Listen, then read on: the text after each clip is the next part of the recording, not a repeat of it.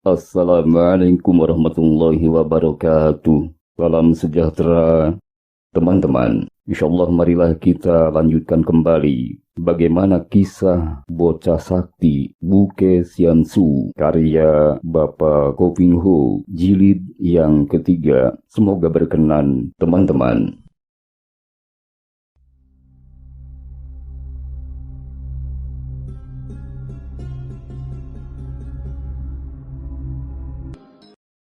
Bangsat kecil, engkau siapakah? Berani mencampuri urusan kami dan maki kami, bentak Pat Ciu Kai Ong sambil mengusap pundaknya yang berdarah. Apa kau memiliki kemandaian, maka berani mencela kami, tikus kecil? Bentak pula Tian He Tei It yang masih ngilu rasa pahanya, dan untung bahwa pahanya itu tidak patah tulang-tulangnya. Laki-laki itu melangkah maju menghampiri mereka, dengan langkah tegap dan sikap sama sekali tidak takut. Bahkan wajahnya itu berseri-seri memandang mereka seorang demi seorang. Setelah berada di tengah-tengah sehingga terkurung, kemudian dia berkata, "Tadinya aku hanya mendengar bahwa ada seorang anak baik terancam oleh perebutan orang-orang pandai di dunia Kang O. Ketika tiba di sini dan melihat laga kalian, mau tidak mau aku masuk, karena hatiku memang penasaran menyaksikan gerakan kalian yang sungguh-sungguh masih mentah. Tuh, ilmu tongkat dia itu tentu Patmo Tuang Hot, yang berdasarkan ilmu pedang Patmo Kiam Hot." Demikian katanya sambil menuding ke arah Pat Ciu Kai Ong. Raja pengemis itu terkejut sekali melihat orang mengenal ilmu tongkatnya. Padahal tadi mereka bertuju bertanding dengan kecepatan luar biasa. Bagaimana orang ini dapat mengenali ilmu tongkatnya? Dan ilmu tongkat dia itu lebih lucu dan kacau lagi. Meniru gerakan Kau Ce Tian si Raja Monyet. Akan tetapi kaku dan mentah. Tidak pantas menjadi gerakan Raja Monyet. Pantasnya menjadi gerakan Raja Tikus. Katanya pula sambil menuding ke arah Tian Tok. Brak! Batu besar yang berada di samping Tian Tok hancur berantakan karena dipukul oleh tongkatnya. Dia marah sekali mendengar ucapan yang dianggapnya menghinanya. "Manusia lancang, berani kau menghina Tian Tok?" bentaknya, dan tongkatnya sudah diputar hendak menyerangnya. Akan tetapi orang itu membentak, "Berhenti!" Dan aneh, suaranya demikian berwibawa sehingga Tian Tok sendiri sampai tergetar dan menghentikan gerakan tongkatnya. "Aku melihat kalian masing-masing memiliki kepandaian khusus, namun masih mentah semua. Aku tidak berbohong. Dan kalau tidak percaya, marilah kalian maju seorang demi seorang. Akan kuperlihatkan kementahan ilmu silat kalian yang kalian pergunakan dalam pertandingan kacau balau tadi. Ayo, siapa yang maju lebih dulu? Akan kulayani dengan ilmu silat kalian sendiri." Ucapan ini lebih mendatangkan rasa heran dan tidak percaya daripada kemarahan dari mereka. Maka Pat Ciu Kai Ong melupakan pundaknya yang terluka. Cepat dia sudah meloncat ke depan. "Hiya!" melintangkan tongkatnya di depan dada sambil berseru, "Nah, coba kau buktikan kementahan ilmu tongkatku." Setelah berkata demikian, Raja pengemis itu menyerang. Hiya! Dia menggunakan tongkatnya untuk menusuk. Kemudian gerakan ini dilanjutkan dengan memutar tongkat ke atas menghantam kepala. Memang gerakan tongkatnya adalah gerakan pedang yang dia ambil dari ilmu pedang Pit Mo Kiam Hon. Hal ini adalah rahasianya. Maka dia heran sekali mendengar orang tampan gagah itu mengenal ilmu tongkatnya. Dan sekaligus juga membuka rahasianya. 6 orang tokoh yang lain adalah orang yang telah terkenal. Maka mereka menahan kemarahan dan menonton untuk melihat apakah orang yang tidak terkenal ini benar-benar memiliki kepandaian aneh dan apakah benar-benar selihai mulutnya yang amat sombong itu. Serangan dari Pat Ciu Kai Ong itu tidak ditangkisnya. Akan tetapi tubuh orang itu tiba-tiba saja lenyap. Semua orang kaget dan bengong melihat betapa tubuh orang itu tahu-tahu telah melayang turun dari atas pohon. Di tangannya terdapat sebatang cabang pohon yang daunnya telah dibersihkan. Demikian cepatnya dia tadi meloncat sehingga tidak tampak. Dan entah bagaimana cepatnya, Tahu-tahu dia telah membuat sebatang tongkat yang ukurannya sama dengan tongkat yang dipegang oleh Pat Yiu Kai Ong. Dan begitu dia turun, Pat Yiu Kai Ong telah menyerangnya dengan kemarahan meluap. Lihat! Nah, lihatlah. Bukankah ini Pat Mo Kiam Hod? Ilmu pedang 8 iblis yang kau ubah menjadi Pat Mo Tung Hod? Orang itu pun kini mengimbangi permainan ilmu tongkat Pat Yiu Kai Ong dengan gerakan yang sama. Ya, dengan gerakan yang sama. Jurus demi jurus dimainkan orang itu untuk menangkis dan balas menyerangnya. Namun bedanya serangannya jauh lebih cepat. Dan tenaga singkang yang menggerakkan tongkat itu juga jauh lebih kuat. Tokoh-tokoh lainnya hanya menduga-duga mengira orang baru itu meniru gerakan Pat Yiu Kai Ong. Akan tetapi Raja Pengemis ini sendiri mengenal gerakan orang itu yang bukan lain adalah ilmu tongkat yang digubahnya sendiri. Dia menjadi bingung dan heran. Apalagi serangan orang itu cepatnya melebihi kilat dan dalam belasan jurus saja tiba-tiba terdengar suara keras. Prak!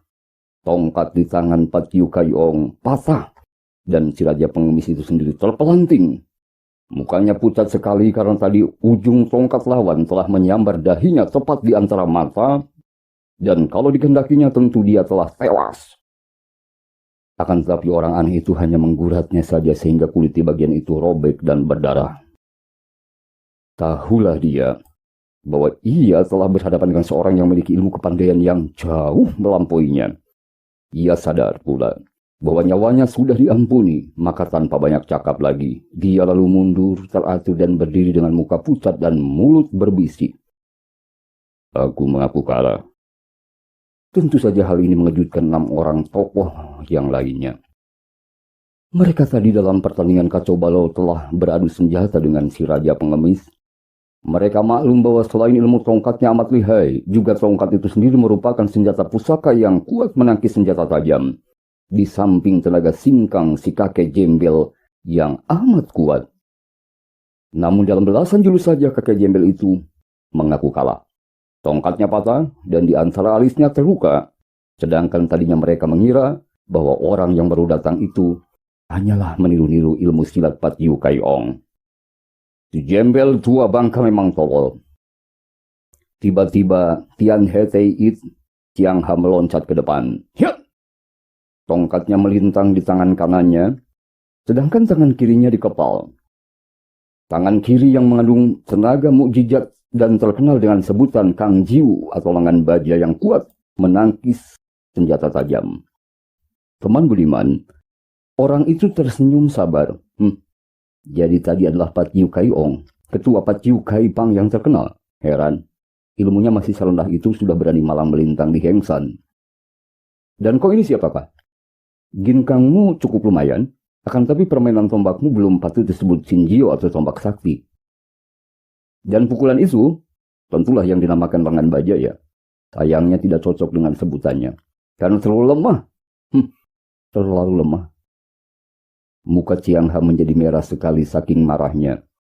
Sudah menjadi kebiasaannya kalau dia lagi marah matanya mendelik dan kumisnya yang jarang itu bergoyang-goyang menerutkan bibir atasnya yang tergetar. Iku parat sombong. Tahukah engkau dengan siapa engkau berhadapan? Aku adalah Tian He Tei, nomor 1 sedunia. Ketua dari Kang Jiu Fang di Sichuan. Bersiaplah kau untuk mampus di tanganku. Kembali orang itu meloncat ke atas. Kini semua orang yang sudah memperhatikan seluruh gerak-geriknya melihat bahwa orang itu benar-benar memiliki ginkang yang sukar dipercaya. Hanya dengan menggenjot ujung kakinya, tubuhnya melesat dengan kecepatan yang luar biasa sekali.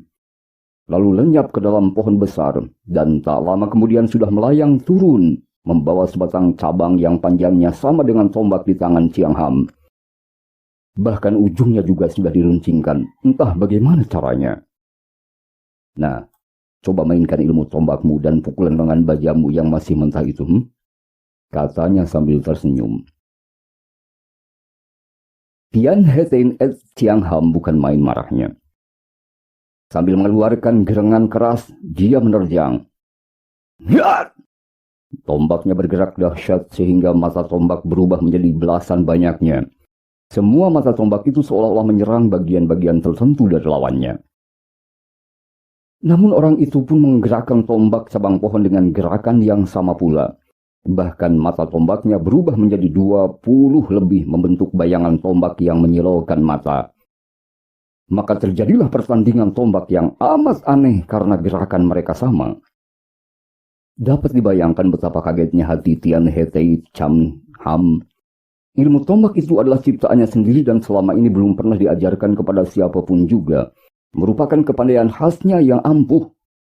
Akan tetapi sekarang dia melihat orang ini memainkan ilmu tombaknya dengan gerakan yang lebih cepat dan lebih kuat. Tentu saja, marahlah dia. "Setan kau!" Dia memakinya. Kini tombaknya membuat lingkaran besar, menyambar-nyambar di atas kepala lawannya. Sedangkan lengan kirinya melakukan pukulan maut karena lengan itu seolah-olah merupakan sebuah senjata baja yang kuat sekali. Bagus. Orang itu berseru. Tombaknya bergerak pula menyambut tombak lawan. Dan crack! Terdengar suara ketika ujung tombak Tian Hetei prak! Patah disusul bertemunya 2 buah lengan. Hiya! Yes! Tian Hetei Chiang Ham mengadu. Melemparkan tombaknya yang telah patah. Menggunakan tangan kanan mengurut-urut lengan kirinya. Lengan kiri yang terkenal dengan sebutan lengan baja itu, yang berani menangkis senjata tajam milik lawan, begitu bertemu dengan lengan lawan berubah menjadi seperti bambu bertemu besi. Tulangnya retak dan sakitnya bukan main. Dia pun bukan anak kecil. Sekitar tahulah dia bahwa dia berhadapan dengan seorang yang tingkat kepandaiannya jauh lebih tinggi. Tentu saja membuat dia seolah-olah berhadapan dengan gurunya. Maka dia meloncat ke belakang. Hup! Meringis dan berkata nyaring, "Aku kalah." Hening sejenak. 5 orang tokoh lain terheran-heran tentu saja, hampir tidak dapat percaya akan peristiwa yang telah terjadi. Biarpun mereka mulai merasa heran dan gentar, namun rasa percayaan dan penasaran membuat mereka lupa akan kenyataan bahwa orang itu benar-benar lihai. Mereka hendak membuktikan sendiri apakah benar orang aneh ini dapat memainkan ilmu istimewa mereka yang selama ini mengangkat nama mereka di tempat tinggi di dunia Kang Ou? Ayo, siapa lagi yang ingin memamerkan ilmu yang masih mentah? Orang itu sengaja menantang sambil melemparkan tombak cabang pohon yang telah berhasil mematahkan ujung tombak pusaka di tangan Chiang Ham tadi. "Aku ingin mencoba." Tian Tok sudah melompat ke depan. "Hiat!" Dengan suatu gerakan seperti seekor kera, dan tangan kirinya menggaruk-garuk pantat tangan kanan memegang tongkat Kim Kau Pang, memutar-mutar tongkatnya di atas kepalanya. "Nanti dulu," kata orang itu. Yang bertombak tadi bukanlah dia yang terkenal sebagai ketua Kang Jiu Pang di Szechuan. Harap Pang Chu, harap ketua menjaga agar anak buahmu tidak merendahkan nama Kang Jiu Pang dengan melakukan perbuatan melanggar hukum dan memperbaiki ilmu silatnya. Chiang Ham tidak menjawab. Hanya kumisnya bergoyang-goyang karena amat marahnya. "Dan Anda ini, apakah mempunyai kudis di pantat? Ataukah memang hendak meniru laga seekor monyet? Kalau begitu, tentulah Anda yang berjuluk Tian Tok, yang kabarnya menjadi pemuja Kau Che Tian, terkenal dengan ilmu tongkat Kim Kau Pang dan ilmu silat Sin Kau Kun." "Dugaanmu benar. Akulah Tian Tok. Siapakah namamu, manusia sombong?" Tian Tok Bong Sek Bin membentak marah. "Ataukah kau tidak berani mengakui namamu sendiri dan bersikap sebagai seorang pengecut tukang mencuri ilmu orang lain? Biarpun diserang dengan kata-kata yang bernada menghina itu, orang itu tetap tersenyum saja dan menjawab, "Namaku tidak ada perlunya kau ketahui. Kalau aku tidak mampu mengalahkan engkau dengan ilmumu sendiri, barulah aku akan memperkenalkan diri. Dan boleh kau perbuat sesukamu terhadap diriku." Tian Tok lalu mengeluarkan suara memekik nyaring seperti seekor kera marah. Akan tetapi sebelum dia menyerang, laki-laki aneh itu telah menyambar tombak cabang pohon yang tadi dilemparnya ke atas tanah. Tombak itu panjang dan sekali dia menggerakkan jari tangannya, ujung tombak cabang yang runcing itu telah patah dan berubahlah tombak itu menjadi sebatang tongkat yang panjangnya sama dengan Kim Kaung Pang di tangan Tian Tok. Tian Tok sudah menerjang dengan gerakan lincah sekali. Hiat! Kim Kaung Pang di tangannya diputar-putarkan sedemikian rupa mulutnya mengeluarkan pekikan-pekikan dahsyat. Dan tubuhnya sampai lenyap terbungkus gulungan sinar tongkatnya sendiri. Namun dengan enaknya, orang itu pun memutar tongkatnya, serupa benar dengan gerakan Tian Tok. Bahkan mulutnya juga mengeluarkan pekik seperti monyet itu. Maka terjadilah pertandingan yang aneh dan lucu seolah-olah bukan sedang bertanding, melainkan Tian Tok sedang berlatih silat dengan gurunya. Gerakan mereka sama, akan tetapi gerakan orang itu lebih cepat dan lebih mantap. Kembali belum sampai 20 jurus terdengar suara keras Kim Kaung Pang di tangan Tian Tok patah-patah menjadi 3 potong. Dan si racun langit itu terhuyung mundur dengan muka pucat karena tulang pundaknya hampir patah terpukul tongkat lawan. Melihat betapa bekas suhengnya kalah, Tian Tok marah sekali. Siang Kiam di punggungnya telah dicabutnya dan tanpa banyak cakap dia telah meloncat maju. Haan! Keluarkan senjatamu, manusia licik. Akulah Tian Tok. Hayo lawan. Lawanlah Siang Kiamku ini. Kalau kau memang gagah. Orang itu menjura. Aha, kiranya Tian Tok Siang Kuan Ho yang terkenal ya. Kulihat tadi ilmu pedangmu adalah pecahan dari Hui Leong Kiam Sut. Dan kau pandai pula menggunakan ilmu silat Pek Lui Kung. Akan tetapi seperti yang lain, gerakanmu masih mentah. Tak usah banyak cakaplah. Lawanlah ilmuku. Bentak Tian Tok dengan marah dan dia sudah menerjang maju. Hiat! Laki-laki itu mematahkan tongkatnya menjadi 2 potong tongkat yang sama dengan pedang-pedang di kedua tangan Tian Tok. Begitu dia menggerakkan kedua tangannya, tampaklah sinar-sinar bergurung dengan gerakan yang persis sama seperti gerakan Tian Tok yang memutar sepasang pedangnya. Kembali terjadi pertandingan yang hebat, seru dan aneh. Berkali-kali terdengar suara nyaring bertemunya pedang dengan tongkat. Namun anehnya, tongkat dari cabang pohon itu sama sekali tidak dapat terbabat putus. Bahkan kedua tangan Tian Tok selalu terasa panas dan perih setiap kali pedangnya bertemu tongkat. Cek! Dengan teliti Tian Tok memperhatikan gerakan orang itu dan dia terkejut. Memang benar bahwa orang itu mainkan jurus-jurus ilmu pedangnya. Dan bukan hanya dimainkan jurus ilmu pedangnya, bahkan telah mendesaknya dengan tekanan yang hebat. Karena orang itu jauh lebih lincah dan lebih kuat daripada dia. Lewat 15 jurus, Tian Tok berseru. Aku mengaku kalah. Hiat! Dia meloncat mundur menyimpan pedangnya dan mengangkat tangan menjura ke arah orang itu sambil berkata, harap kau menerima penghormatanku dengan Pek Liu Kun. Kelihatannya saja dia memberi hormat dengan mengangkat kedua tangan ke depan, yaitu ke depan dadanya. Namun dari kedua telapak tangannya itu menyambar hawa pukulan maut yang mendatangkan hawa panas dan yang dapat membunuh lawan dari jarak 3-4 meter tanpa tangannya menyentuh tubuh lawan. Itulah pukulan Pek Lui Kun, kepalan kilat yang mengandung tenaga sakti yang amat kuat. Orang itu sudah melempar sepasang tongkat pendeknya. Sambil tersenyum, dia pun menjura dengan gerakan yang sama. Terjadilah adu tenaga yang tidak tampak oleh mata. Di tengah udara, di antara kedua orang itu, terjadi benturan tenaga dahsyat dan akibatnya membuat Tian Tok terpental ke belakang. Yes! Yeah! Ia terhuyung, dan dari mulutnya muntah darah segar. Dia tidak terluka hebat karena tenaganya Pek Lui Kun membalik. Hanya bergetar hebat dan mukanya makin pucat. Engkau hebat. Aku bukan tandinganmu, kata Tian Tok dengan jujur dan memandang dengan mata terbelalak penuh kagum dan juga penasaran.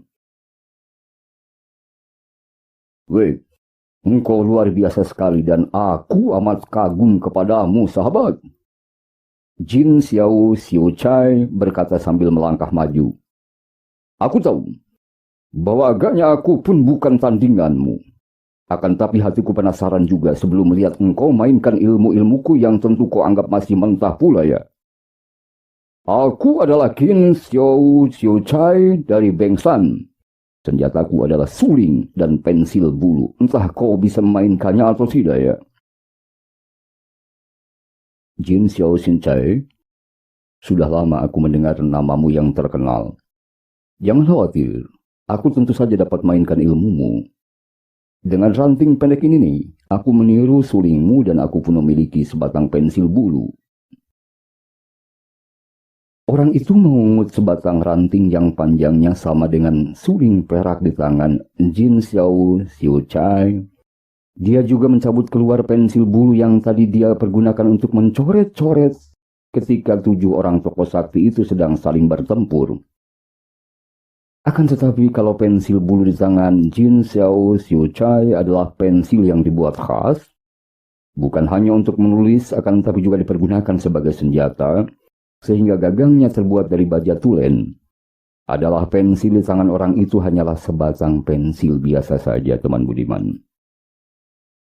Berkelut alis Jin Xiao Xiu Chai.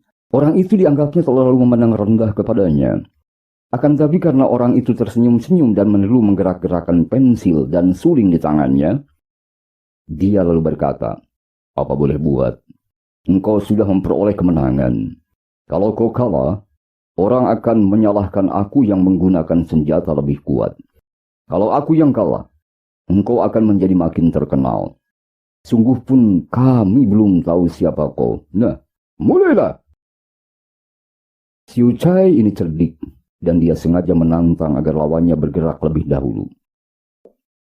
Akan tapi orang itu tersenyum dan sambil menggerakkan kedua senjata istimewa itu berkata, lihat baik-baik, Xiu Chai, bukanlah ini jurus terampuh dari suling dan pensilmu. Kedua tangan orang itu bergerak, dan Jin Xiao Xiu Chai terkejut mengenal jurus-jurus maut dari kedua senjatanya dimainkan oleh orang itu untuk menyerangnya. Tentu saja dia dapat memecahkan jurus ilmunya sendiri dan berhasil menangkis kedua senjata lawan. Akan tapi seperti juga yang lain tadi, dia merasa betapa kedua lengannya tergetar hebat. Itu tanda bahwa dalam hal singkang, dia masih kalah jauh. Jin Xiao Xiu Chai merasa penasaran sekali. Puluhan tahun dia bertapa di Bengsan menciptakan ilmu-ilmu silat tinggi yang dirahasiakan dan belum pernah diajarkan kepada siapapun juga.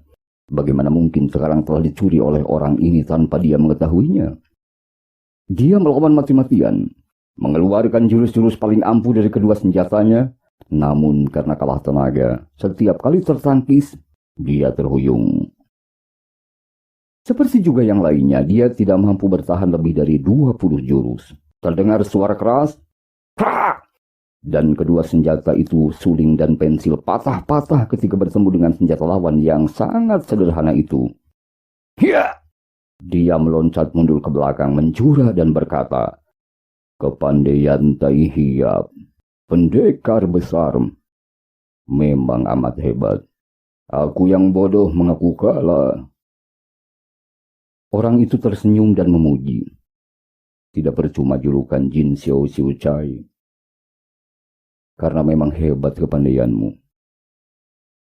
Ucapan itu dengan jelas menunjukkan kekaguman bukan ejekan, teman-teman. Maka Jin Xiao Xiu Chai menjadi makin kagum dan terheran-heran padanya.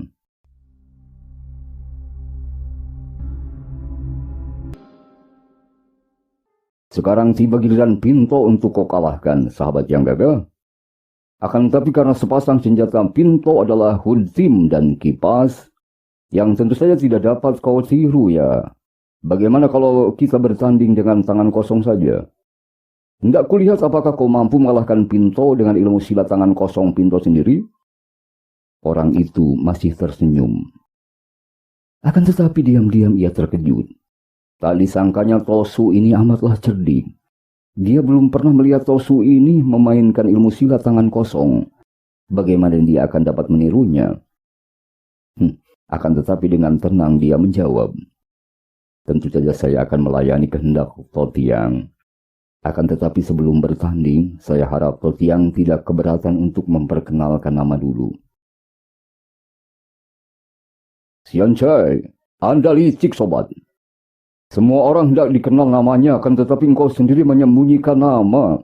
Baiklah, Pinto adalah Lam Hai Seng Jin yang berkepandaian rendah. Kiranya Tocu, majikan pulau dari Pulau Kura-Kura. Telah lama mendengar nama Totiang, girang hati saya dapat bertemu dan bermain-main sebentar dengan Totiang. Nah, siaplah. Lam Hai Seng Jin sudah memasang kuda-kudanya sambil memandang tajam ke arah lawan karena dia ingin sekali tahu apakah benar lawan ini akan dapat menjatuhkan dia dengan ilmu silatnya sendiri. Diam-diam orang itu memperhatikan dan tersenyum. Dia pun lalu memasang kuda-kuda yang sama, kuda-kuda dari ilmu silat tangan kosong Bian Sin Kun atau tangan kipas sakti. Semacam ilmu silat yang berdasarkan singkang tinggi sekali tingkatnya, sehingga telapak tangan menjadi halus seperti kapas, namun mengandung daya pukulan maut yang dahsyat sekali. Hiat! Tosu itu sudah menerjang dengan pukulan mautnya. Tampak olehnya lawannya mengelak cepat dengan gerakan yang sangat aneh. Sama sekali bukan gerakan ilmu silatnya. Akan tetapi betapa kagetnya Tosu itu saat melihat bahwa begitu mengelak lawan itu dalam detik berikutnya sudah menerjangnya dengan jurus yang sama. Jurus yang baru saja dia pergunakan. Luar biasa. Maklum akan hebatnya jurus ini, dia pun cepat mengelak untuk memecahkan ilmunya sendiri. Namun harus diakui bahwa gerakan orang tadi dengan gerakan aneh jauh lebih cepat. Dan bahkan sambil mengelak orang itu dapat balas menyerangnya. Kembali Lam Hai Seng Jin menyerang dengan jurus lain yang lebih dahsyat. Hiat! Dan seperti juga tadi lawannya meloncat dan tahu-tahu telah membalasnya dengan serangan dan jurus yang sama. Tentu saja dia dapat pula menghindarkan diri dan makin lama dia menjadi makin penasaran. Dikeluarkan semua ilmu simpanan, jurus-jurus maut dari Bian Sin Kun sampai 8 jurus banyaknya. Semua jurus dapat dihindarkan orang itu. Dan tiba-tiba orang itu berseru, Totiang, jaga serangan ilmu silat Bian Sin Kun. Dengan gencar kini orang itu menyerangnya dengan jurus-jurus yang tadi sudah dikeluarkannya. 8 jurus paling ampuh dari Bian Sin Kun. Karena gerakan orang itu cepat bukan main. Lam Hai Seng Jin sama sekali tidak mendapatkan kesempatan untuk balas menyerang, sehingga dia terancam dan terdesak hebat oleh ilmu silatnya sendiri. Biarpun dia tahu bagaimana untuk memecahkan jurus-jurus serangan dari Bian Sin Kun, namun karena kalah tenaga dan kalah cepat, akhirnya punggungnya kena ditampar. Yes! Dan dia terpelanting, mukanya pucat, dan dia harus cepat-cepat mengatur pernapasannya agar isi dadanya tidak terluka. Jai, engkau benar-benar seorang manusia ajaib. Akhirnya dia berkata sambil bangkit perlahan-lahan. Lepaskan aku! Lepaskan! Lepaskan aku! Tiba-tiba terdengar seruan halus dan semua orang menekuk ke arah Sintong dan melihat betapa anak ajaib itu telah dipondong oleh lengan kiri Kiam Mo Chaili. Hei, lepaskan dia! 6 orang kakek sakti maju berbareng. Mundur kalian! Kiam Mo Chaili membentak dan menempelkan ujung payung pedang di tangan kanan itu ke leher Sin Leong. Mundurlah kalian! Kalau tidak dia akan mati! Melihat ancaman ini, 6 orang itu terpaksa melangkah mundur semua dengan teratur. Laki-laki aneh itu memandang dengan sinar mata berkilat. Kemudian dia melangkah maju. Suaranya halus namun penuh wibawa ketika dia berkata, Kiam Mo Chaili, lepaskan bocah yang tidak berdosa itu. Enak saja kau. Mundur, atau dia akan mampus di ujung payungku, Dia menempelkan ujung payung yang runcing itu ke leher Sin Leong, bocah sakti, yang tak mampu bergerak dalam pelukan lengan kiri yang kuat itu. Akan tetapi, tidak seperti 6 orang kakek yang lain. Laki-laki itu masih tersenyum dan terus melangkah maju, membuat Kiam Mo Chaili mundur dan terus mundur. Sepatah demi sepatah laki-laki itu kemudian berkata, "Hei, bocah itu tidak ada hubungan apa-apa dengan aku. Kalau kau bunuh dia, bunuhlah. Akan tetapi demi Tuhan, aku akan menangkapmu dan akan memberikan tubuhmu kepada beruang es untuk menjadi makanannya." Sambil berkata demikian, laki-laki itu menanggalkan jubah luarnya. "Nah, kau Pangeran Han Tiong?" "Oh, Pangeran Han Tiong! Pangeran Han Tiong! Pangeran Han Tiong! Wah, Pangeran Han Tiong!" Para tokoh Kang O itu berteriak kaget. "Pangeran Pulau Es! Pangeran Pulau Es!" Kiamo Caili yang tadinya sudah merasa bahwa bocah ajaib itu tentu dapat dibawanya menjadi marah sekali. Dia menjerit dengan lengking panjang. "Ya!" Rambutnya menyambar ke depan ke arah leher Pangeran Han Tiong, dan pedang payungnya juga meluncur dengan serangan yang dahsyat. Laki-laki yang disebut Pangeran Han Tiong itu tenang-tenang saja. Dia tidak mengelak ketika ujung rambut yang tebal itu seperti seekor ular membelit lehernya. Akan tetapi ketika pedang payung berkelabat menusuk, dia menangkap payung itu. Dan sekali menggerakkan tangan, pedang payung itu membabat putus rambut yang melibat lehernya. Tangannya tidak berhenti sampai di situ saja. Selagi Kiamo Caili menjerit, melihat rambut yang dibanggakannya dan diandalkannya itu putus setengahnya. Kedua tangan Pangeran Han Tiong bergerak. Dan tahu-tahu tubuh Sin Leong dapat dirampasnya dengan mudah setelah lebih dulu dia menampar punggung wanita iblis itu. Yes! Sehingga tubuh Kiamo Caili menjadi lemas dan seperti lumpuh.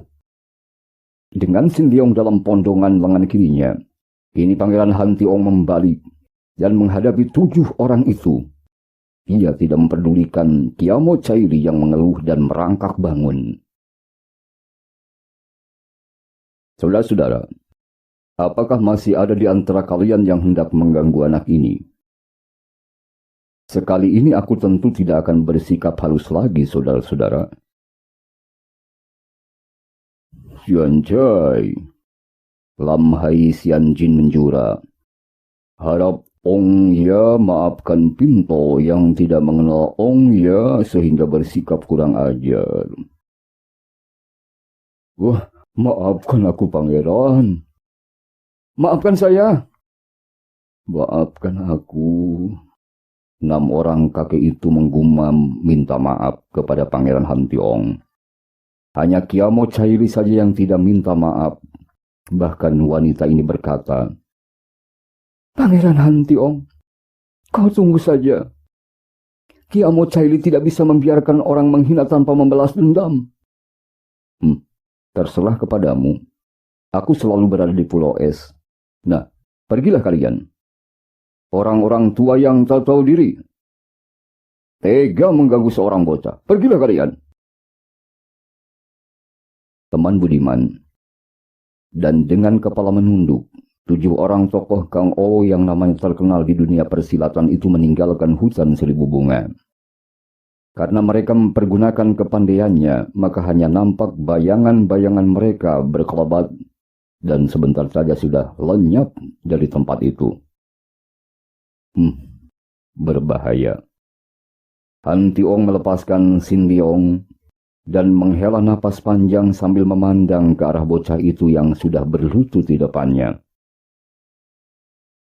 "Lo Ciape, selain sakti dan budiman juga cerdik sekali," Sin Leong berkata memuji sambil memandang wajah pangeran itu dengan kagum. Han Tiong mengerutkan alisnya. Mengapa kau mengatakan demikian? Terutama apa artinya kau mengatakan bahwa aku cerdik?" "Lo Ciape telah mengalahkan mereka. Berarti Lo Ciape sakti sekali. Lo Ciape mengampuni mereka dan membiarkan mereka lolos. Berarti Lo Cianfue teramat budiman." Dan Lo Cianfei tadi mencatat gerakan-gerakan mereka semua dan kemudian mengalahkan mereka dengan ilmu mereka sendiri yang sudah Lo Cianfei catat. Itu berarti Lo Cianfei cerdik sekali. Wajah yang gagah itu berubah. Mata yang tajam itu memandang heran dan kagum ke arah bocah sakti itu, kemudian dia berkata, "Wah, dalam kecerdikan, belum tentu kelak aku dapat melawanmu, Nak. Akal dan kecerdikan memang amat perlu untuk mempertahankan hidup di dunia yang penuh bahaya ini. Tahukah engkau bahwa tanpa menggunakan akal budi, memanaskan hati mereka dengan mengalahkan mereka dengan ilmu mereka sendiri, kalau mereka maju bersama mengeroyokku, belum tentu aku dapat menang. Sekarang kau sudah bebas, Nak, dari bahaya. Nah, aku akan pergi." Melihat orang itu beranjak dan membalikan tubuhnya terus melangkah pergi dari sana, Sintiong memandang ke arah mayat 11 orang dusun yang masih tergeletak di situ. Maka dia berseru, "Lo Cianfei!" Pangeran Han Tiong berhenti melangkah dan menoleh. Dia merasa heran sekali.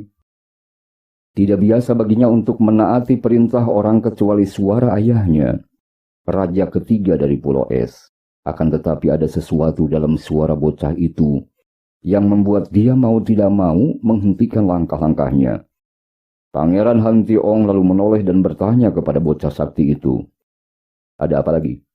Dengan masih berlutut, Sintiong berkata, "Lo Cianfei, sudilah kiranya Lo Cianfei menerima Tecu sebagai murid." Han Tiong kini memutar tubuh dan menghampiri anak yang masih berlutut itu. "Bocah, siapa namamu?" "Tecu Suekwa bernama Sintiong." Dengan ringkas Sintiong lalu menuturkan tentang kematian ayah bundanya, tentang mengapa dia melarikan diri dan bersembunyi di hutan itu, dan tentang rasa ngerinya dan muak menyaksikan kekejaman manusia, hingga merasa mendapatkan tempat yang tentram dan damai di tempat itu. Kau ingin menjadi muridku, hendak mempelajari apakah kau?" Hamba mempelajari kebijaksanaan yang dimiliki Lo Cianfei dan tentu saja mempelajari ilmu kesaktian." "Kalau kau hanya ingin belajar silat, mengapa tadi kau menolak ketika para tokoh menawarkan kepadamu agar menjadi murid mereka? Mengapa?" "Mereka itu adalah tokoh-tokoh yang memiliki kesaktian hebat. Namun Tecu masih melihat kekerasan di balik kepandaian mereka. Tecu kagum kepada Lo Cianfei bukan hanya karena ilmu kesaktian saja, terutama sekali karena sifat welas asih pada diri Lo Cianfei.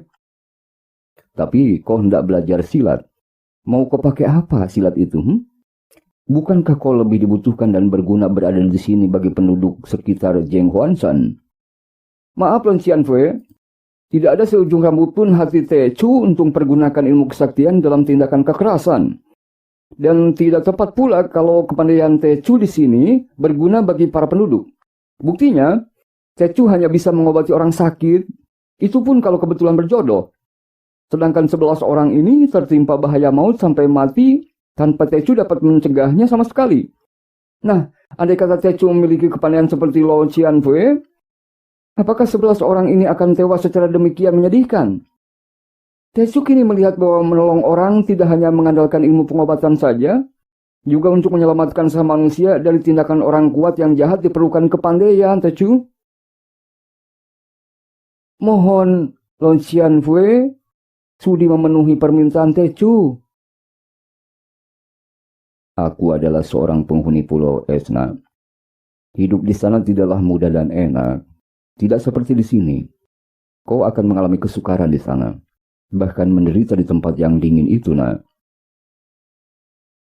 "Cianfei, kesukaran apapun akan Tecu terima dengan hati rela. Karena tiada hasil dapat dicapai tanpa jerih payah, Lo Cianfei." Han Tiong tersenyum.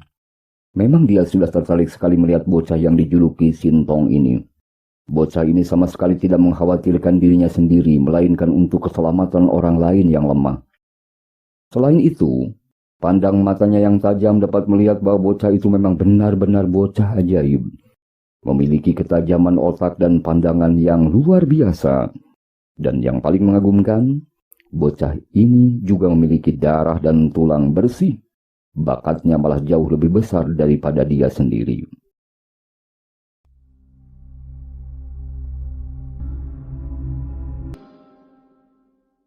Sahabat-sahabat budiman, kalau tadinya dia tidak mau menerima bocah ini sebagai muridnya, adalah karena dia merasa malu terhadap diri sendiri.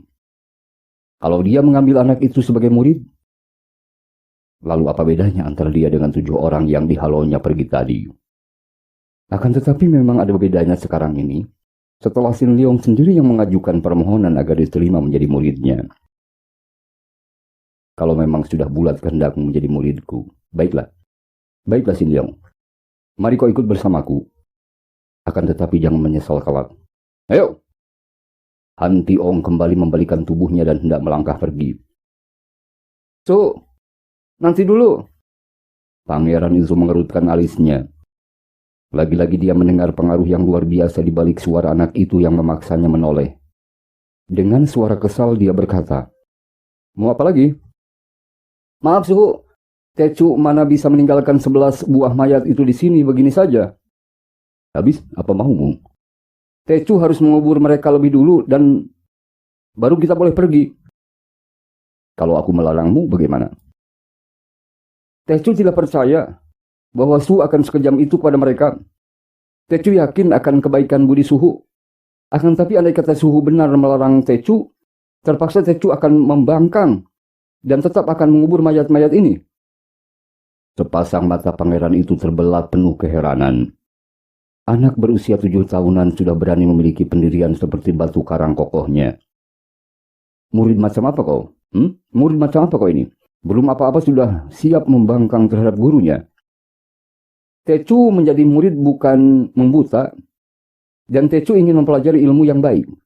Kalau Tecu menaati saja perintah Suhu yang tidak benar, sama saja dengan Tecu menyeret Suhu ke dalam kesesatan." Mata Han Tiong makin terbelalak. Hampir dia marah. Akan tapi dia dapat melihat apa yang tersembunyi di balik ucapan yang kelihatannya kurang ajar ini, dan dia mengangguk-angguk. "Lakukanlah kehendakmu. Aku akan menunggu." Terima kasih Suhu.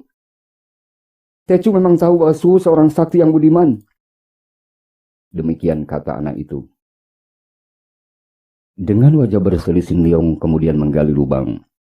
Akan tapi karena dia hanya seorang anak kecil dan yang dipergunakannya hanyalah sebatang cangkul biasa yang kecil pemberian orang-orang dusun, dan yang biasa dia pergunakannya untuk menggali dan mencari akar obat, maka tentu saja menggali sebuah lubang untuk mengubur 11 buah mayat bukan merupakan pekerjaan ringan dan mudah.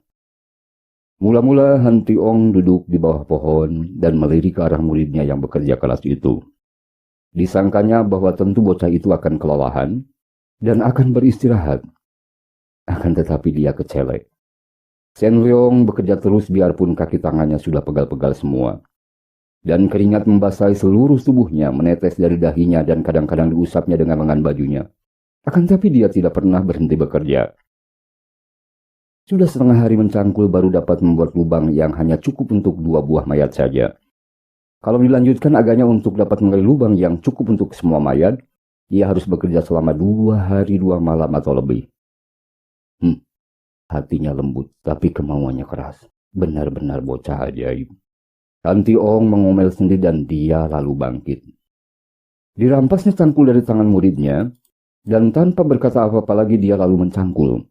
Gerakannya amat cepat sekali sehingga Sin Leong yang mundur dan menonton menjadi kabur pandangan matanya. Tubuh gurunya seolah-olah berubah menjadi banyak. Semuanya mencangkul hingga sebentar saja telah terbuat sebuah lubang yang amat besar dan yang cukup untuk mengubur 11 buah mayat itu. Tentu saja hati Sin Leong girang bukan main. Satu demi satu mayat-mayat itu diangkatnya, atau lebih tepat diseretnya. Kemudian dimasukkan ke dalam lubang, dan air matanya bercucuran.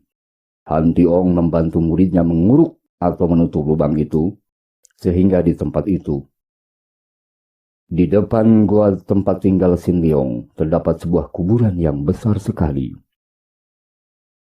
Sudahlah, sudah mati ditangisi pun tidak ada gunanya. Mari kita pergi."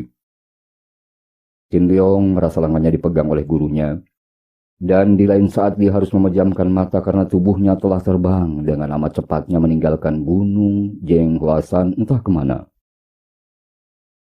Akan tapi setelah merasa terbiasa, Sin Leong berani juga membuka matanya, dan dengan penuh kagum, dia melihat bahwa dia dikempit oleh suhunya yang berlari cepat seperti angin saja. Dia mengenal pula tempat di mana suhunya melarikan diri, yaitu ke sebelah timur pegunungan Jeng Huasan. Tiba-tiba dia melihat sesuatu. Juga hidungnya mencium sesuatu. Maka dia cepat berseru. Suhu, harap berhenti dulu. Han Tiong berhenti. Ada apa? Suhu, di sana itu. Suara Sin Leong bergetar. Ketika Han Tiong menoleh, dia pun merasa jijik sekali. Yang ditunjuk oleh muridnya itu adalah sekumpulan mayat orang yang sudah menjadi mayat rusak dan bekasnya menunjukkan bahwa mayat-mayat itu tentu diganggu oleh binatang-binatang buas sehingga berserakan ke sana kemari. Mau apa kau? Han Tiong membentak. Suhu, apakah kita harus mendiamkan saja mayat-mayat itu? Mereka adalah bekas-bekas manusia seperti kita juga.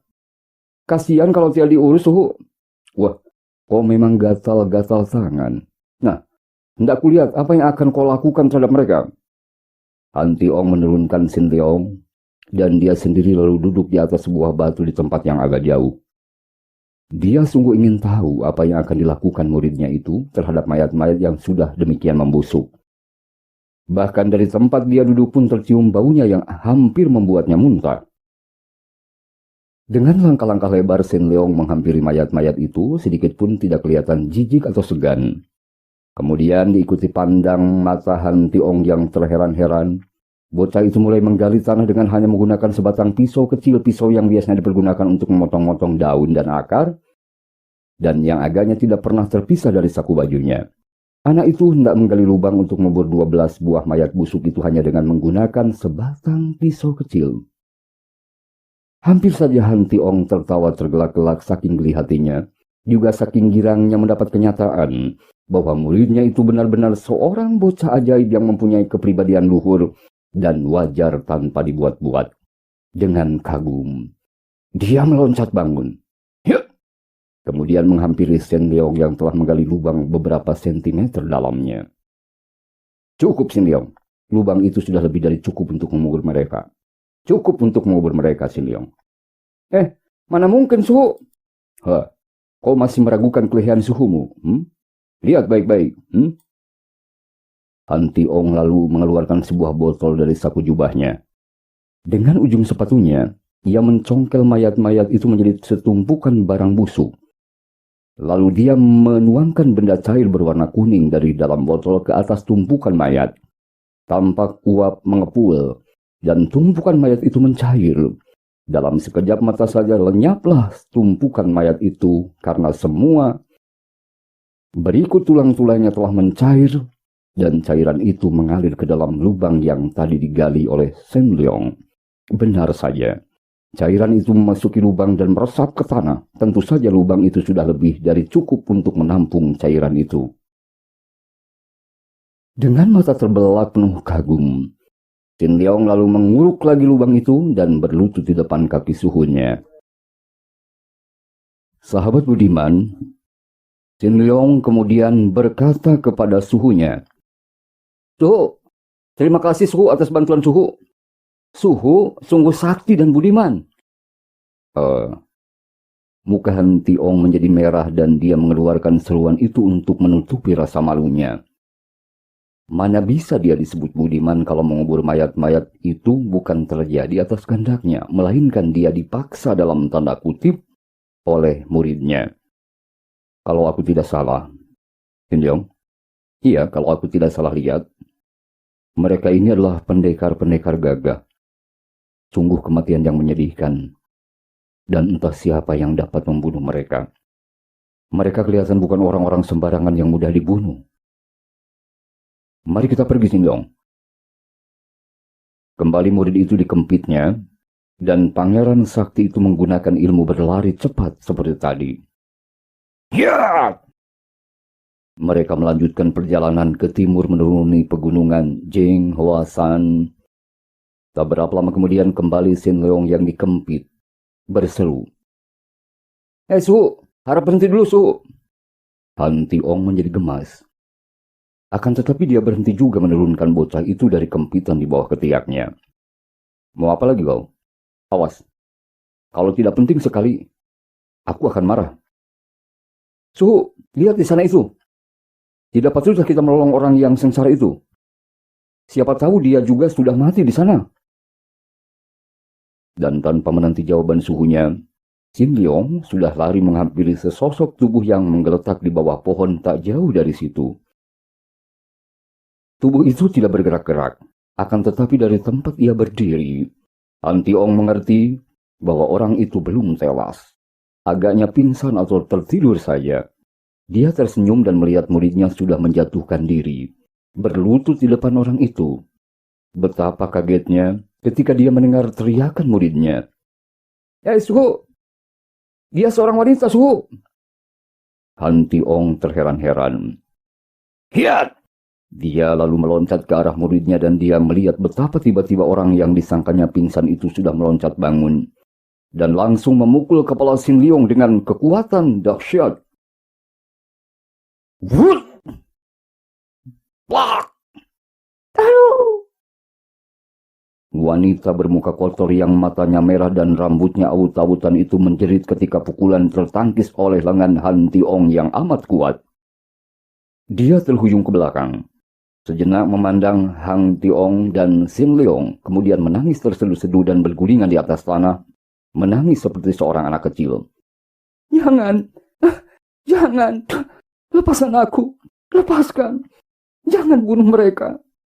Sin Leong tertegun dan memandang penuh kasihan. Juga Han Tiong memandang dengan terharu, maklum bahwa dia berhadapan dengan seorang wanita yang berotak miring. Tuanio, kok kenapakah? Sin Leong memanggil orang itu dengan Tuanio atau Nyonya, sambil melangkah maju ke depan. Tiba-tiba wanita itu meloncat bangun. Han Tiong sudah siap melindungi muridnya yang sama sekali tidak kelihatan takut itu. Akan tetapi wanita itu tiba-tiba tertawa terkekeh.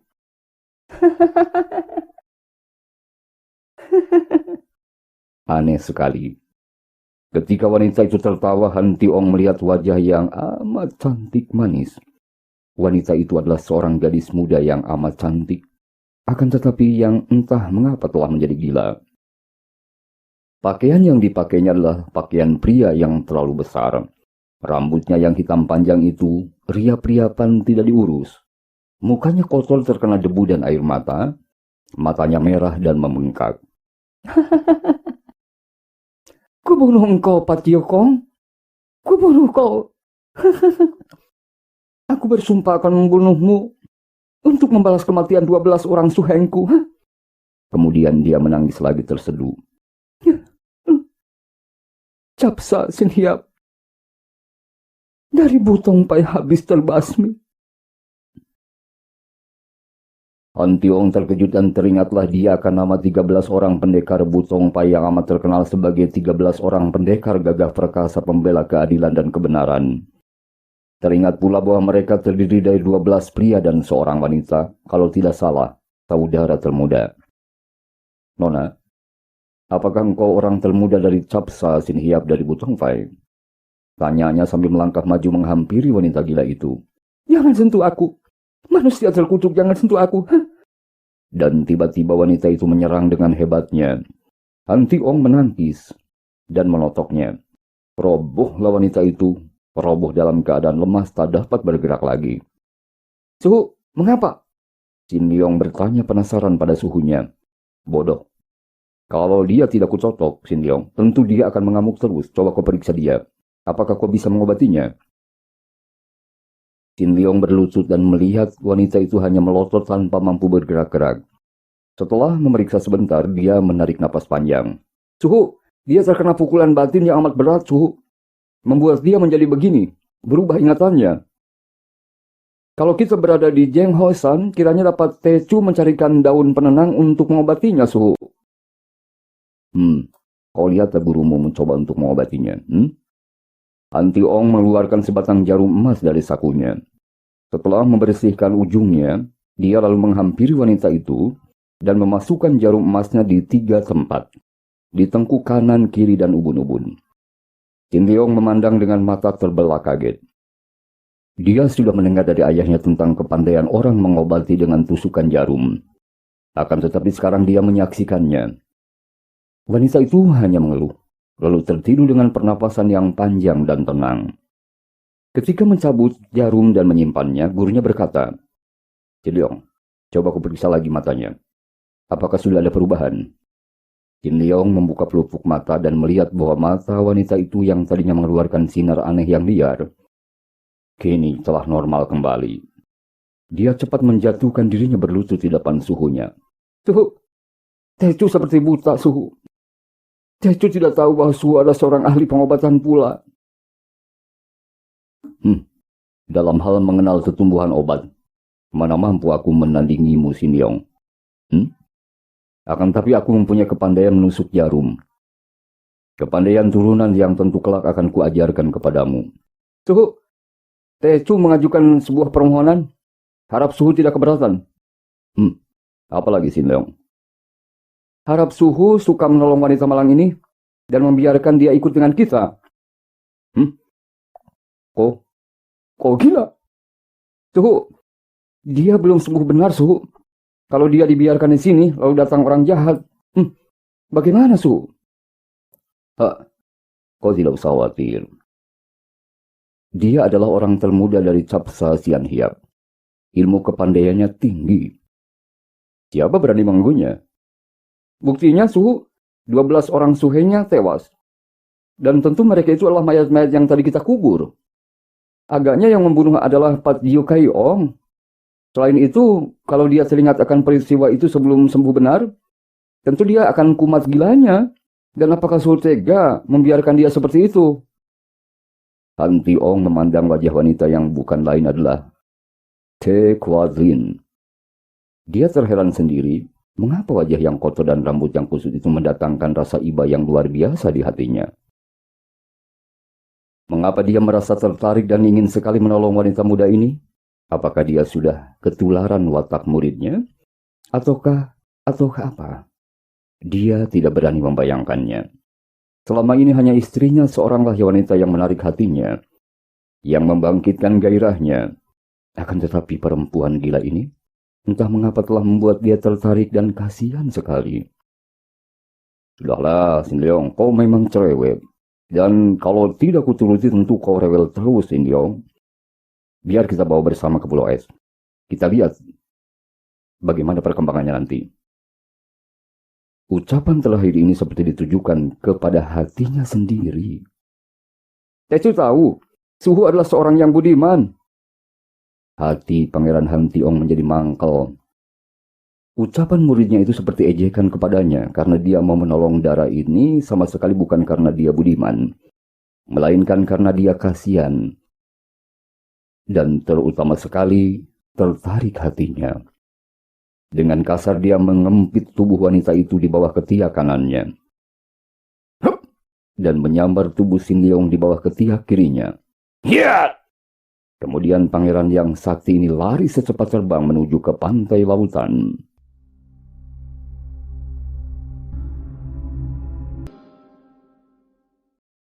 Teman budiman, siapakah sebetulnya manusia sakti yang ditakuti oleh 7 orang tokoh Kang O itu? Siapakah Pangeran Han Tiong yang pada bagian dada bajunya terdapat lukisan burung hong dan seekor naga emas itu? Dia adalah pangeran dari Pulau Es. Pulau ini merupakan pulau rahasia yang hanya dikenal orang Kang O seperti dalam dongeng. Tidak pernah ada orang yang berhasil menemukan pulau itu kecuali beberapa orang nelayan yang perahunya diserang badai. Mereka ini ditolong oleh manusia-manusia sakti.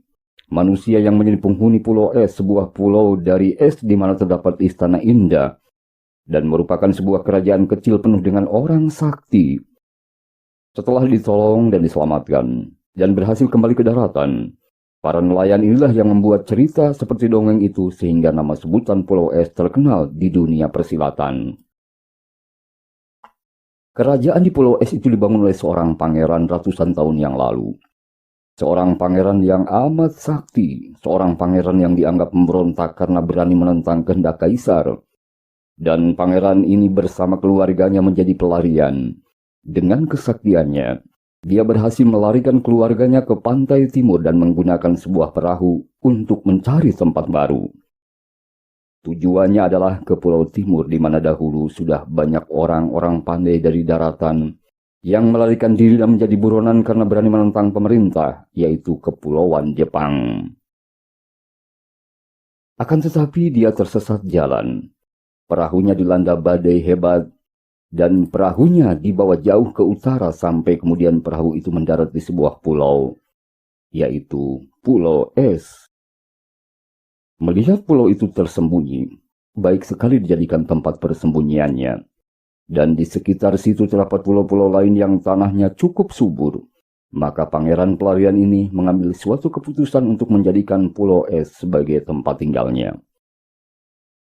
Dia lalu mengumpulkan orang-orang yang setia kepadanya, membawa mereka ke Pulau Es menjadi pengikut-pengikutnya. Dibangunnya sebuah istana yang kecil namun indah di pulau itu, dan berdirilah sebuah kerajaan kecil di tempat yang terasing ini. Berkat kebijaksanaan Raja Pulau Es ini, para pengikutnya dan keluarga raja hidup aman tentram dan penuh kebahagiaan di Pulau Es. Para keluarganya hidup rukun dan para pengikutnya membentuk keluarga-keluarga, sehingga penghuni pulau itu berkembang biak. Karena kesaktian rajanya, dan karena letak pulau itu yang suka dikunjungi orang, maka kerajaan kecil ini tidak pernah terganggu. Raja itu mewariskan kepandaiannya kepada keturunannya, merupakan ilmu-ilmu warisan yang hebat, dan tentu saja para pengikut mereka mendapat pula pelajaran ilmu yang tinggi. Pangeran Hantiong adalah keturunan keempat dari raja pertama di Pulau Es. Pangeran ini berbeda dengan keturunan raja yang sudah-sudah. Kalau semua keturunan raja hidup di Pulau Es dan hanya meninggalkan pulau kalau mereka ada keperluan di pulau-pulau kosong sekitar daerah itu untuk mengambil daun obat, sayur-sayuran, atau berburu binatang, maka Pangeran Hantiong tidak betah tinggal di tempat sunyi itu. Dia sering kali pergi dari pulau dan diam-diam dia melakukan perantauan di daratan. Dia adalah orang yang paling banyak mewarisi ilmu nenek moyangnya, sehingga dia adalah orang terpandai di antara para keluarga raja di Pulau Es. Apalagi karena dengan kesukaannya merantau di daratan, dia dapat mengambil banyak ilmu-ilmu silat tinggi yang lain dari daratan, sehingga kepandaiannya bertambah dan bertambah.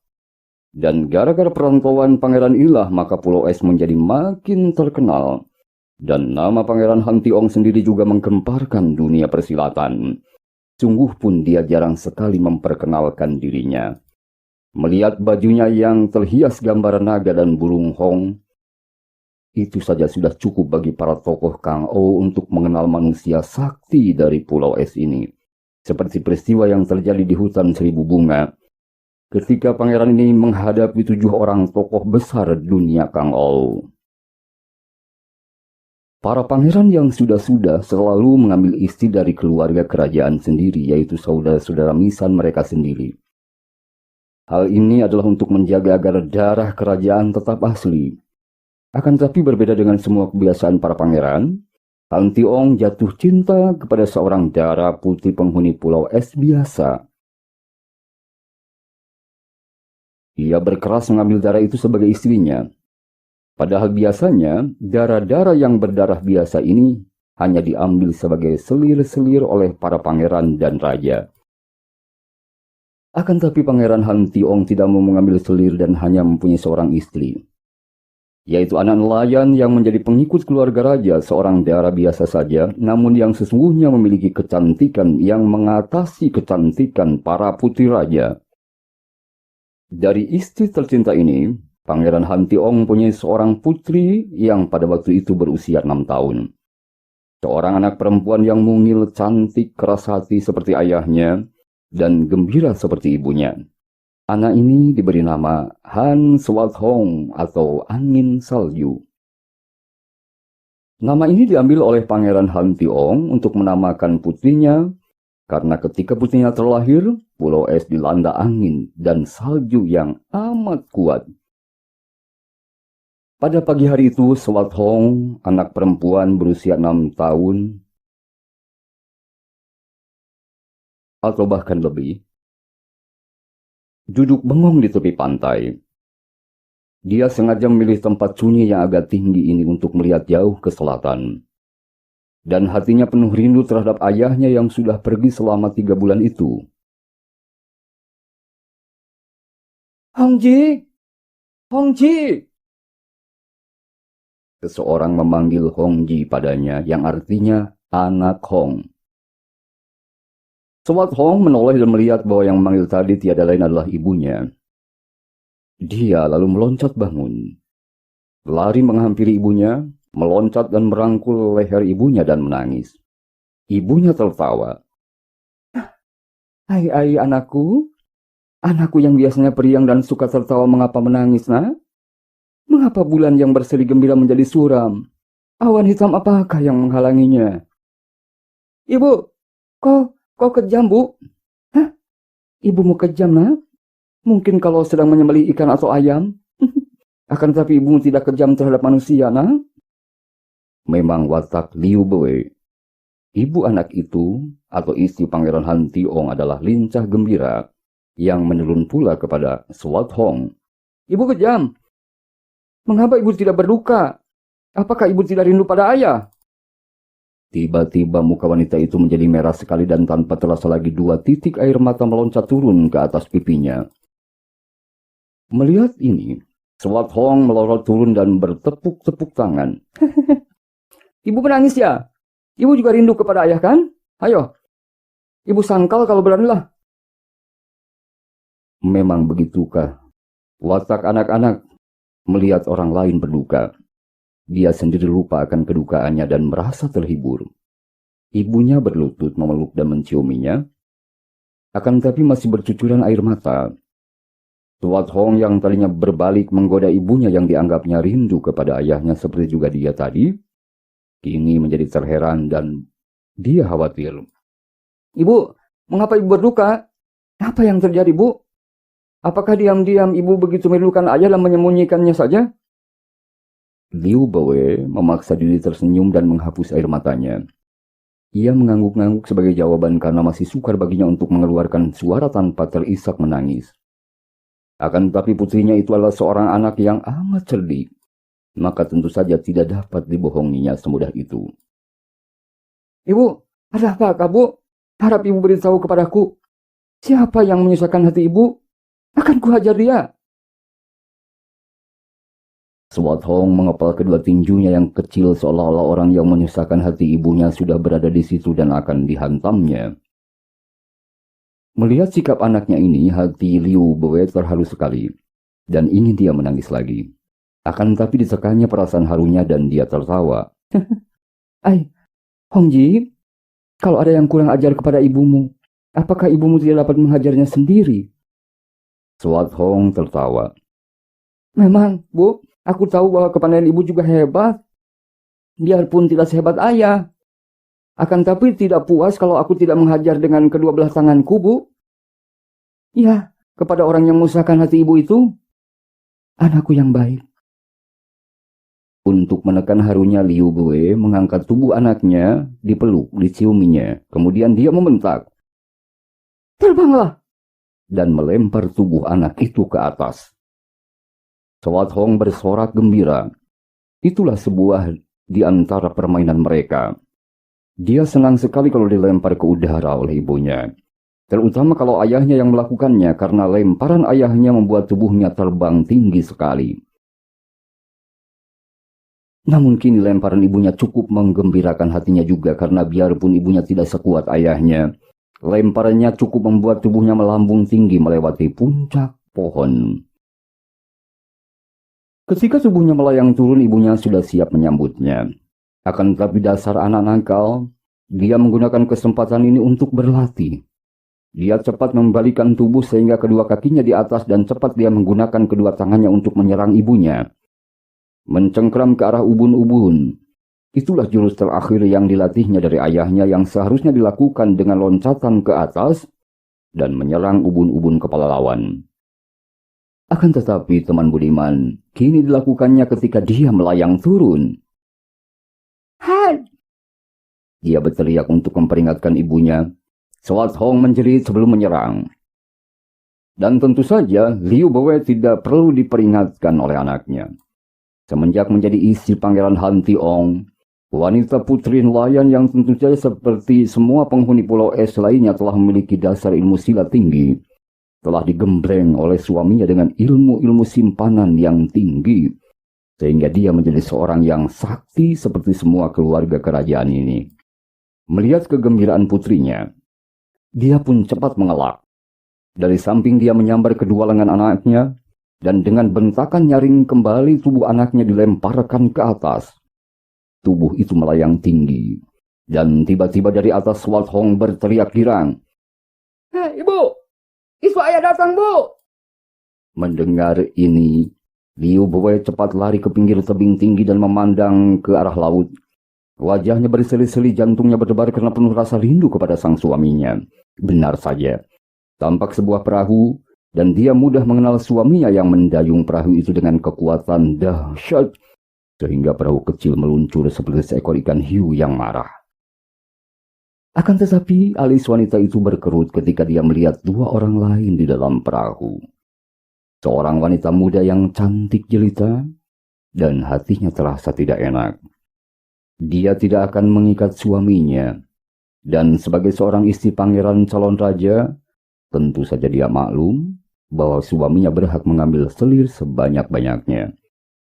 Akan tetapi teman budiman, entah mengapa, kedatangan suaminya dengan dua orang itu, terutama seorang wanita cantik, mendatangkan rasa gelisah yang aneh di dalam hatinya.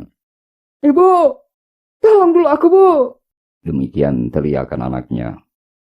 Teman-teman, demikian kiranya jilid yang ketiga dari serial Bukesiansu karya Ko Ping-hu. Salam sejahtera. Wassalamualaikum warahmatullahi wabarakatuh.